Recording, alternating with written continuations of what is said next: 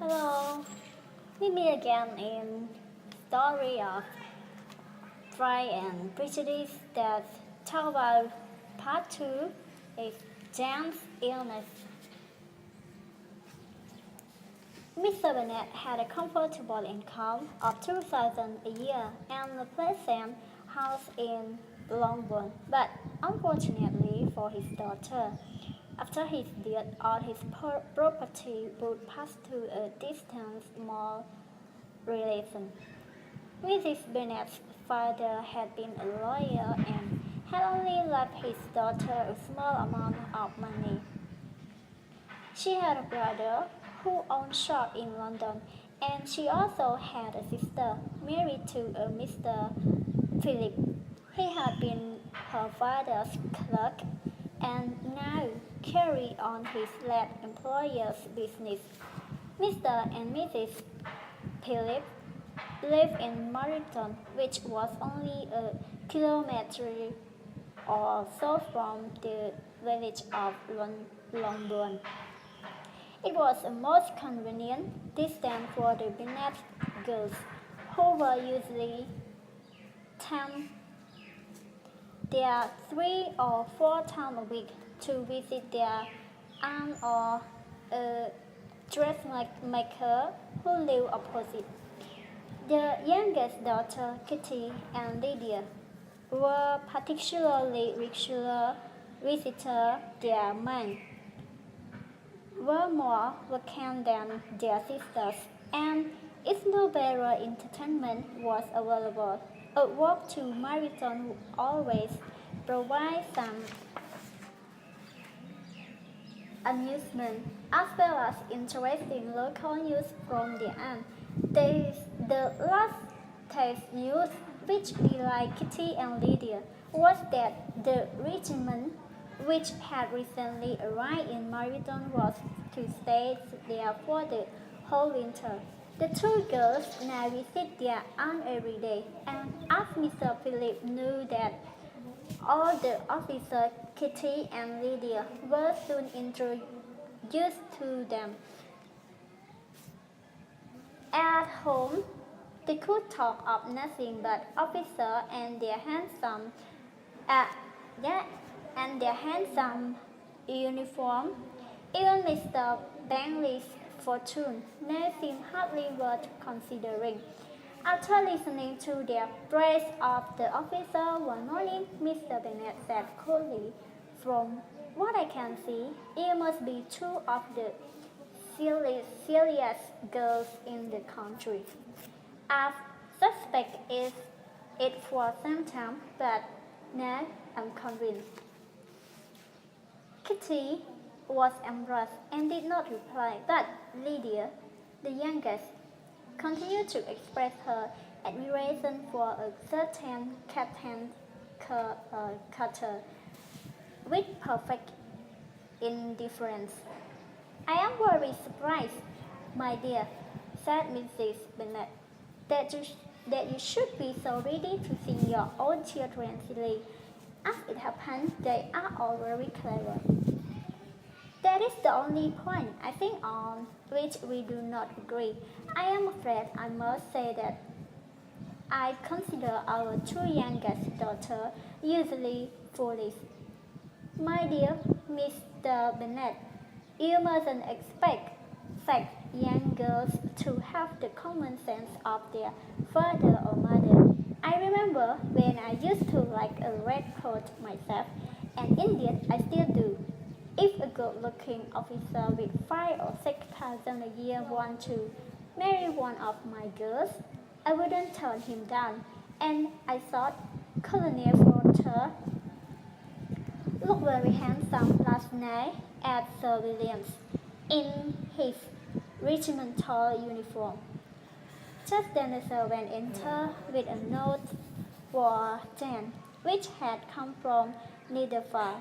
Mrs. Bennet's eyes shone with pleasure, and she called out eagerly, while her daughter was reading it, "Well, just who is it from?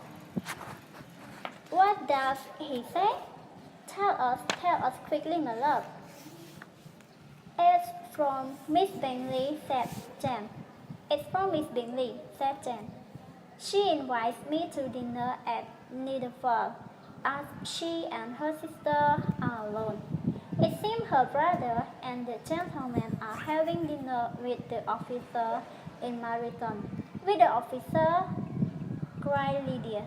I wonder why Aunt Philip didn't tell us that. Having dinner in Marathon? Repeat Mrs. Bennet, shaking her head. That's very unlucky. May I take the carriage? Asked Jane. No, my dear. You better ride over there because it looks likely to rain and then you will have to stay the night. That would be a good plan, said Elizabeth to her mother. If you were sure they wouldn't offer to send her home in their carriage. Oh, but they can't. The gentleman would have taken Mr. Bingley's carriage to go to Marathon. I would much rather go in the carriage, Jane said. But my dear, your father can't spare the horses. I'm sure they are neat on the farm, aren't they, Mr. Bennet? Mr. Bennet finally agreed that they were in fact being used that day in the farm. So Jane set out on her horse, while her mother called cheerfully after her. I do hope it will rain heavily, my love. And Jane had not been gone for long before it rained hard. Elizabeth was a little worried about her sister, but Mrs. Bennet was delighted. What a good idea of mine that was, she said more than once, extremely pleased with herself. Not until the next morning, however, did she realize the full extent of her success. After breakfast, a servant from Niederfall arrived with a note from Jane to Elizabeth, explaining that Jane had caught cold on her way ride and had been invited to stay at Niederfall until she recovered. Well, my dear, said Mr. Bennet, if your daughter should become seriously ill and die, it would be a comfort to know that she died in a good case, and in obedience to your order. Oh, I'm not afraid of her dying. If her don't die of cold, she will be looked after well at Niederfall. As long as she stays there, everything will be all right. But Elizabeth felt really anxious and was determined to go to her sister, as the carriage was not available and she was not keen on riding. She decided to walk the 5 kilometers to Niederfall. Kitty and Lydia accompanied her as far as Marathon, where they went to visit one of the officer's wives. Elizabeth continued alone, crossing fall after fall and jumping impotently over stream in her anxiety to see her sister. When she arrived at Niederfall, with tired feet, muddy stockings, and a face healthily pink with exercise, she was shown straight into the sitting room. The two sisters, Miss Bingley and Mrs. Hurst, could hardly believe that she had come so far alone and on foot in such bad weather, but they received her politely. Their brother, however, was more than polite. He was kind and considerate toward her. Mr. Darcy said very little, hesitating between admiration of her healthy good look and doubt whether she should have come such a distance alone. Mr. Hurst said nothing at all, as he was thinking only of his breakfast. Elizabeth was glad to be taken almost immediately to her sister's room, where she found Jane delighted to see her, but very feverish and unwell. The doctor came and, after examining his pattern, advised that she should stay in bed and take some medicine. Elizabeth stayed with her all day, looking after her, and the Bingley sister also spent some time in the Patton's room. However, in the afternoon, when it was time for Elizabeth to leave, Jane seemed to upset that Miss Bingley was obliged to invite Elizabeth to stay at Netherfield for the present, and a servant was sent to Longbourn to inform the Bennet family and bring back some clothes. That evening, Elizabeth went down to dinner, leaving Jane in bed in her room. She noticed the Bingley sisters' apparent concern for Jane change to indifference in a few moments, and know she had been right to dislike them at first sight. Mr. Bingley, indeed, was the only one of the group whose behavior she was satisfied with. His anxiety for Jane was evident, and his politeness toward herself most pleasing. But the other, she felt, treated her as an unwelcome guest. Miss Bingley was concentrating all her attention on Mr. Darcy, and Mrs. Hurst also joined in their conversation, while Mr. Hurst was only interested in eating, drinking, and playing cards. When Elizabeth left the room after dinner to see if Jane needed anything, Miss Bingley at once began to criticize her. What bad manners she has! She is both proud and lacking in politeness to her superior. She has no conversation, no elegance, and no beauty. Mrs. Hurst agreed and added, she has no good quality except that she is an excellent walker. I'll never forget her appearance this morning. She really looked almost well. She did indeed. Louisa, how silly of her to come at all. Why must she run around the countryside just because her sister has a cold? Her hair looked so untidy, and her dress simply covered in mud. I must say, said Bingley, I didn't notice any of that. I thought she looked remarkably attractive when she arrived this morning.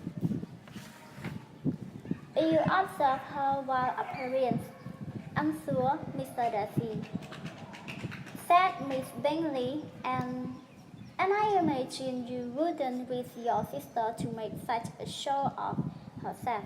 Certainly not.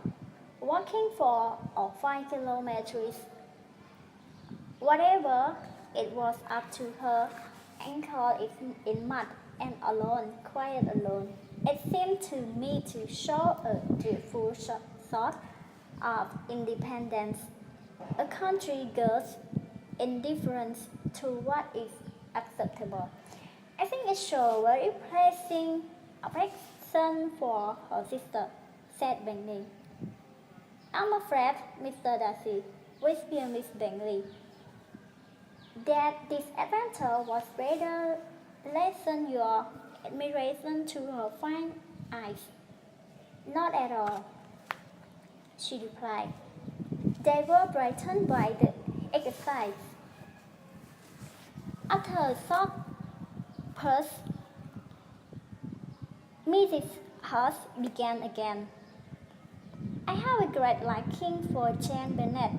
She is really a very sweet girl, and I wish with all my heart she were well married, but with such a father and mother, and With such vulgar relation, I'm afraid there's no chance of it.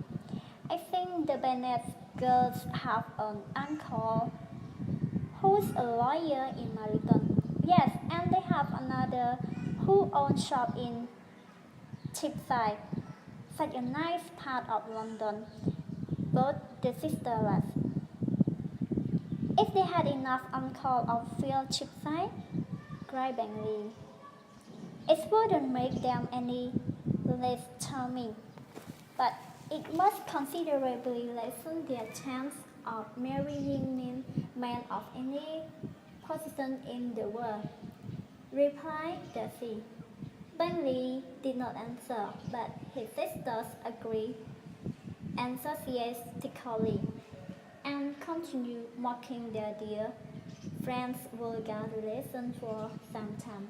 Late in the evening, when Elizabeth was satisfied that Jane was asleep, she felt she ought to go downstairs again.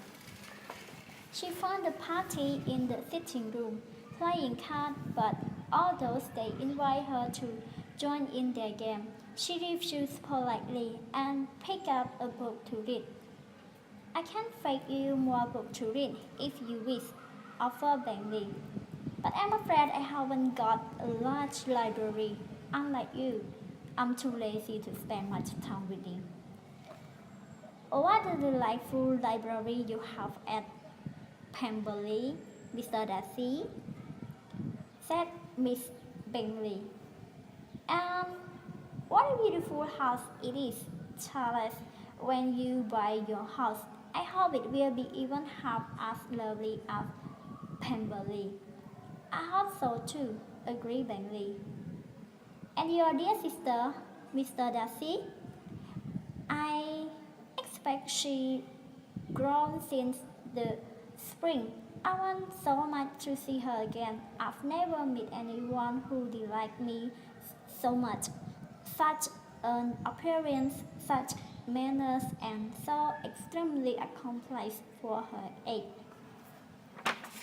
I'm always surprised, said Bingley, to find how very accomplished all young ladies are. How do they have the time and pattern to learn all this skill? Certainly, people use the word accomplished too loosely, said Darcy. But I am far from agreeing with you about ladies in general. I cannot boast of knowing more than 6 who are really accomplished. Then, said Elizabeth, your idea of an accomplished woman must include a great many qualities. Yes, a great many. A great many. Oh, certainly, cried his faithful assistant, Miss Bingley. An accomplished woman must have a thorough knowledge of music, singing, drawing, dancing, and modern language, and besides this, a certain something in her manner of walking, in her voice, and in her behavior.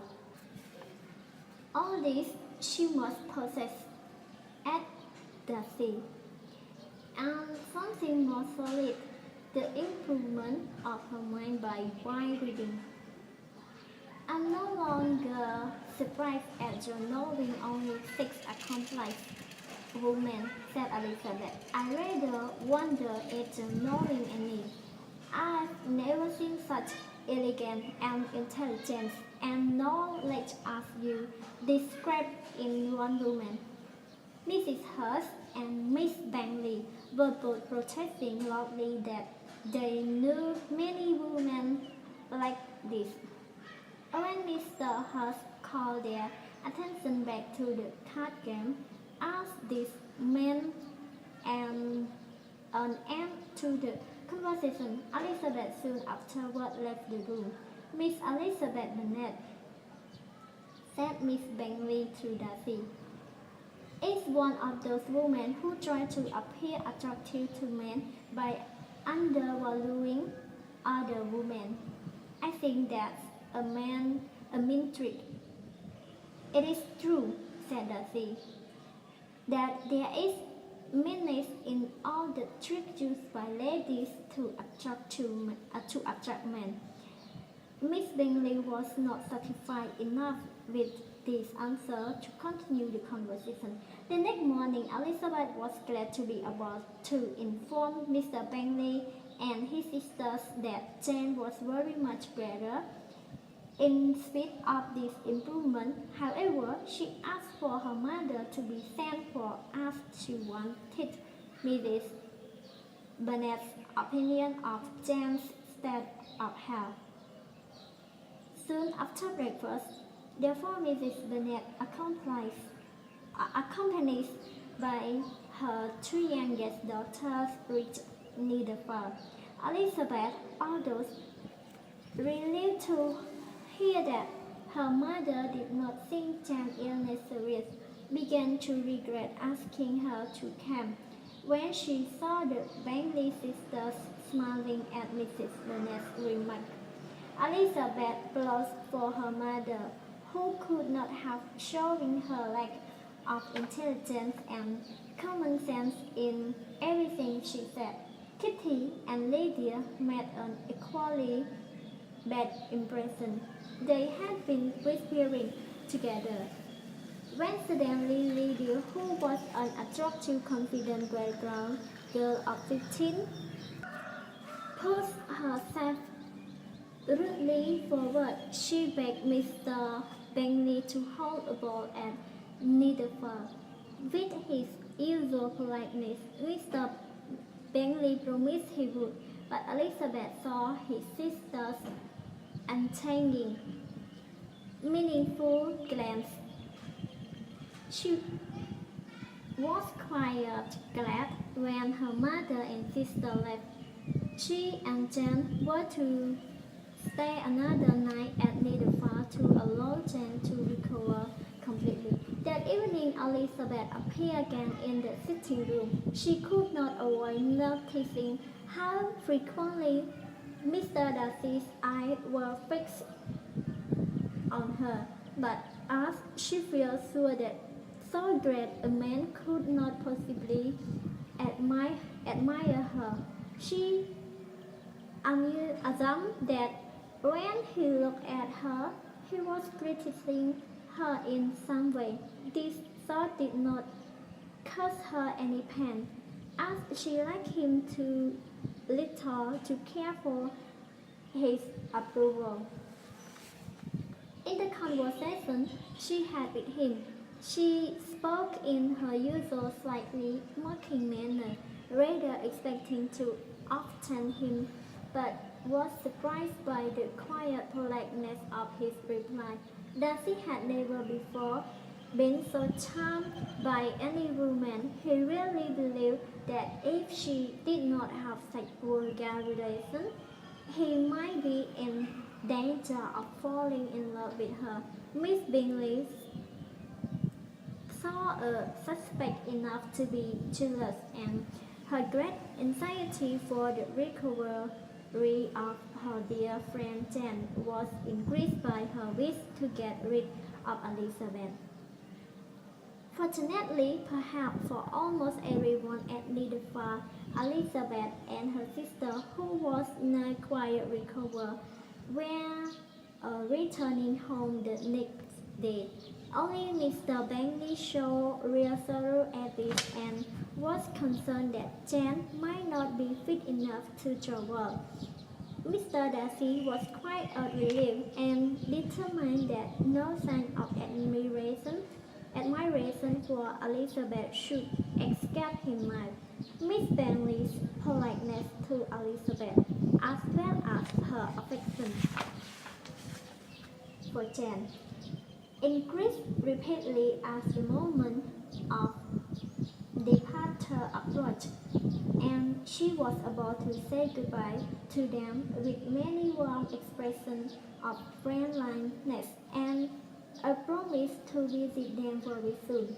Mr. Bennet was glad to welcome his eldest daughter home again, as he had feel their absence from the family circle, but Mrs. Bennet, who had hoped they would stay much longer, was quite disappointed to see them come back in such a short time. And all this is talk about a part two that they propose about the Janet's illness.